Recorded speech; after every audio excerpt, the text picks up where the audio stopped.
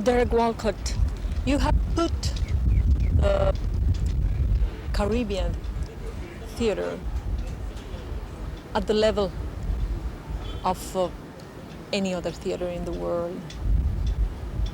When you began doing this, what were your expectations? Well, I would say that I wouldn't say that I have put the Caribbean theater entirely. I would say specifically that I've tried to make the Trinidad Theater Workshop, the group that I founded, brought to a pitch where the performance of the actors, then later the dancers, was something that could be performed in any theater anywhere on the level of the acting, of material that was Caribbean. Of course, a lot of it was from my work. So the expectation was simply to make the West Indian actor feel at home in the plays that he or she was doing, because a lot of the influence of Caribbean acting was perhaps too English in some ways. Sometimes it was too Creole, and in other ways too loose, and so on. So I tried to let the actor search, for what was natural and true and hard, for them to realize characters that came out of their own speech and out of their own, out of their own lives. I became addicted to Walcott's work even before I became a member of the Trinidad Theater Workshop. I belonged to another theater company, the Whitehall Players, which boosted some distinguished Trinidadians in theater, Errol Hill, Errol John, and so on. And it was Errol Hill who brought one of Derek's early one-act plays, the Sea Dauphin, and said he wanted me to play Afa, the old fisherman, in it. And I read the play, and I was immediately struck by the way Derek was able to use our ordinary, what you would call our ordinary everyday language, and take it to such beautifully poetic heights that I think I was converted from Shakespearean poetry to Walcott poetry at that point. When we started with building our ensemble, Trinidad Theater Workshop was there were very few companies, amateur companies in Trinidad. And therefore, the relationship to the art of theater was very amateurish. Most people performed for no pay. The Theater Workshop was the first company. Derek Walcott insisted that the actors should get paid if we are going to develop a professional attitude towards the work. Well, what has happened now is that there is not only a professional attitude, but a sort of commercial approach to theater in Trinidad, in which many smaller companies, mostly production houses, they stage American Broadway, remakes of Broadway hits, like Pardon Me, Prime Minister, Liaison Dangereux, and things like that. Very well designed and very well costumed and so on. And they fill houses. Few of those do. But the theater, Caribbean theater, has not developed in Trinidad in the way that Derek has tried to do. For us to have our own Caribbean indigenous style, speaking about our own culture, emanating from our own spirit. What I'm saying is that what we see is a distortion of the golden plans that Derek had for theater. So what we of the Trinidad Theater Workshop is doing is returning to the vision of Derek Walcott, which is that of training by experimentation and exploration of the indigenous material that we have, and to produce work that speaks of our own particular life.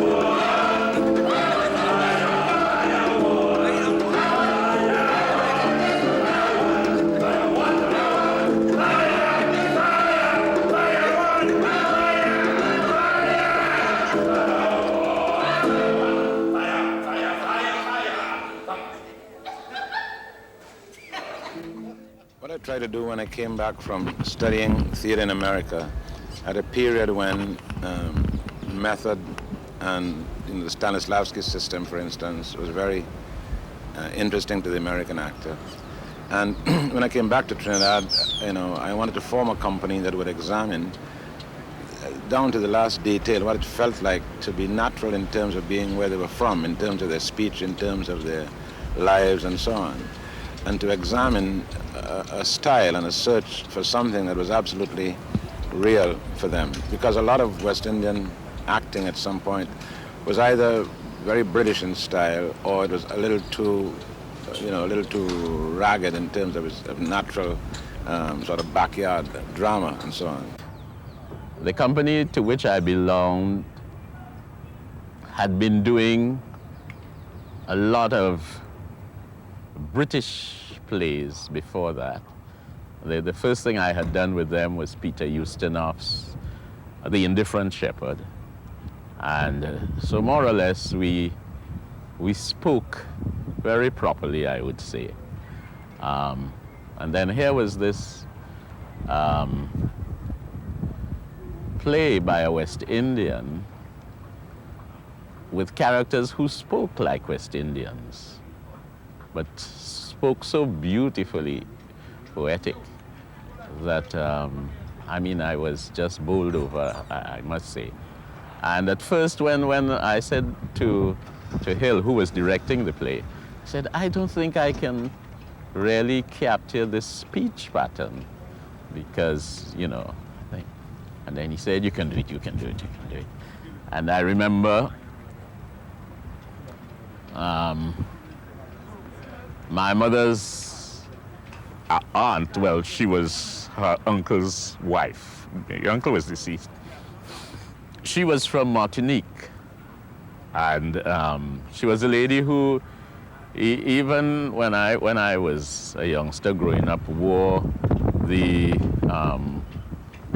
dress of the traditional Martinican dress, which was worn quite a deal in Trinidad at the time too, of the duet, the plaid thing with the long skirt and the beautiful petticoats, with all the embroidery and things, and the fantastic head ties. And she spoke that way, and I started to listen to her very closely and try to copy her. And I think that's what helped me to get a little suggestion of that accent, And after that, well, anything Derek wrote, I was ready and willing to be part of it, So I wanted to get an actor who would be able to do the classics and also to be able to sing calypso, and feel the same equality as a performer.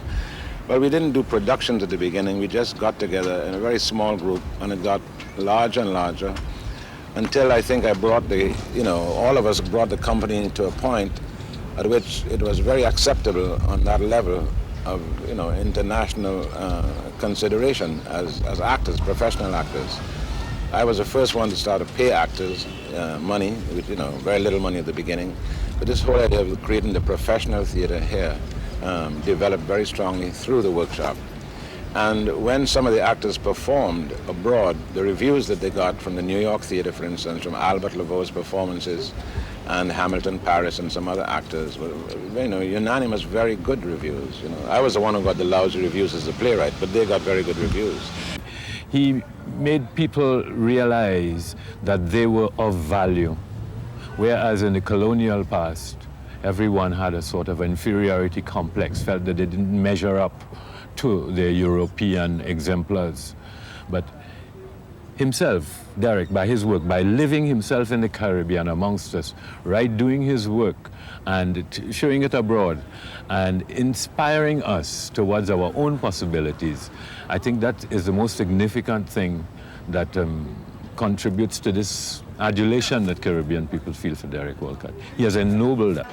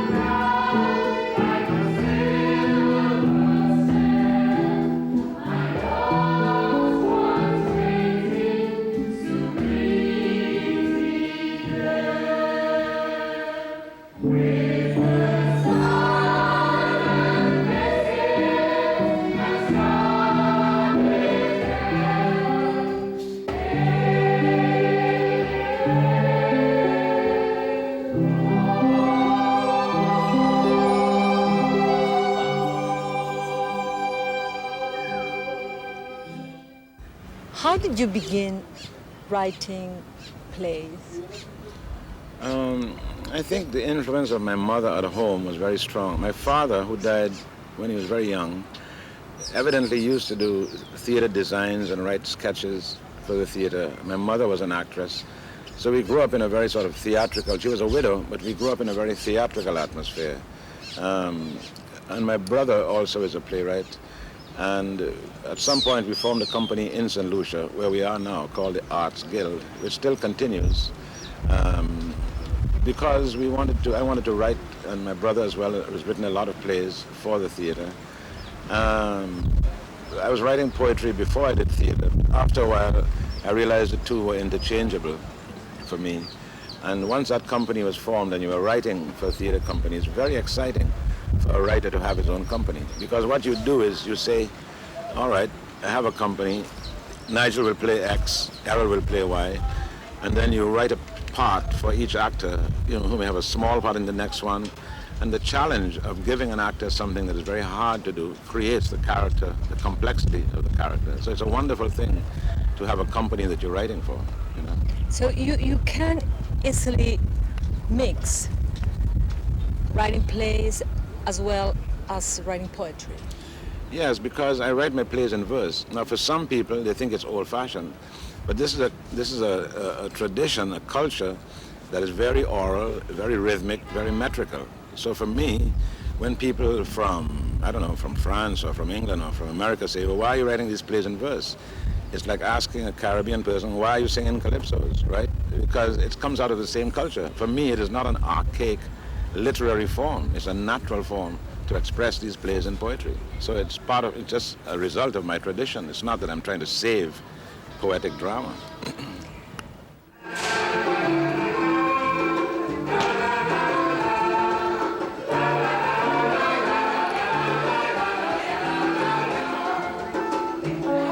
The first introduction, this tells a book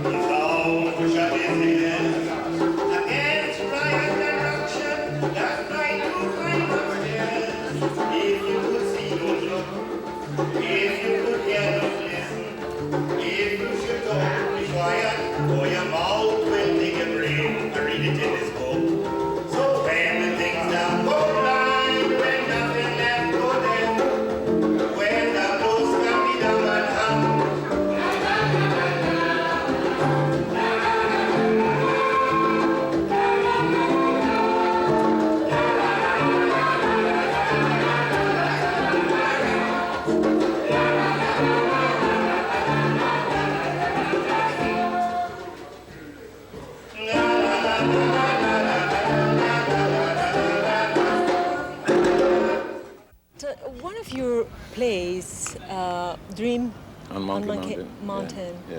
has won the O'Neill No, we got the Off-Broadway Award. The Broadway Yes. Right. Award. Well, this was not performed by my company.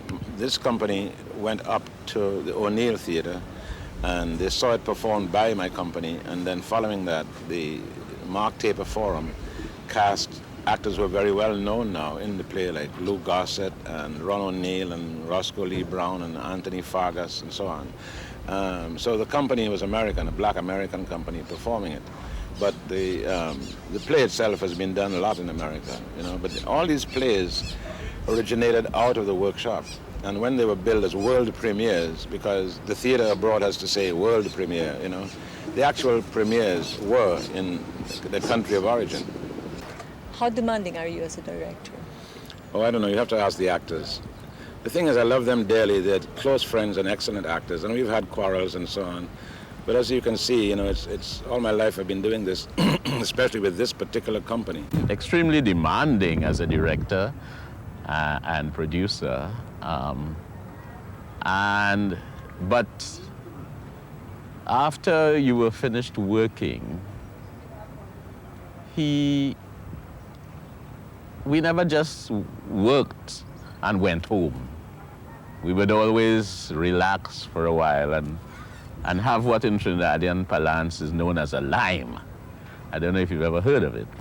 Well, it's like a getting together and sitting down, having some drinks, talking, making fun, and so on. And we would work, you know, to all hours of the early morning and things like that. But we wouldn't go straight home. We would always find some place to go and sit down and just what the youngsters, I think, say now, chill out. He has this quaint sense of humor, you know, that really bowls you over. Yeah, a warm and really beautiful person. A demanding person.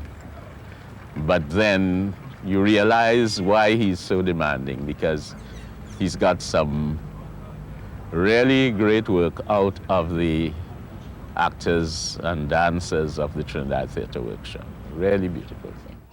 A man not a man without misery, down the mountain. Okay, one thing, I'm sorry. The one thing, you're trying to accommodate TV.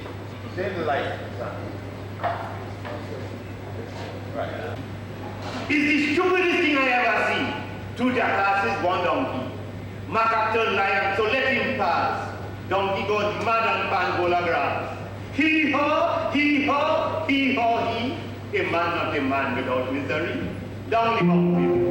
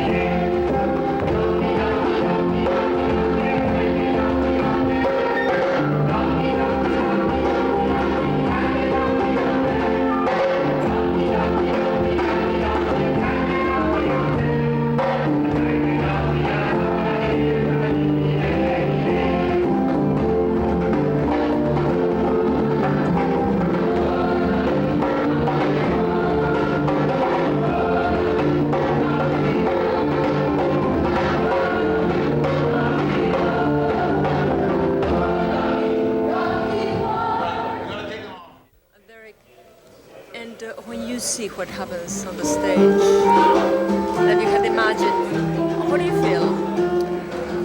Well, I feel good and very responsible because where we are now is in St. Lucia, where some school children are learning some songs that I wrote along with Andre Tanker. So to watch another Caribbean island learning the work and rehearsing it, it's a good feeling because it makes me feel the unity that is there in all the islands and the arts, you know. And then you have to sort of separate yourself from what you wrote to see how it sounds. But Andre is a terrific composer, and the people singing are lovely. So you have to be, as a director, you have to separate yourself from if it's working or not, quite apart from feeling good about it as a writer, you know.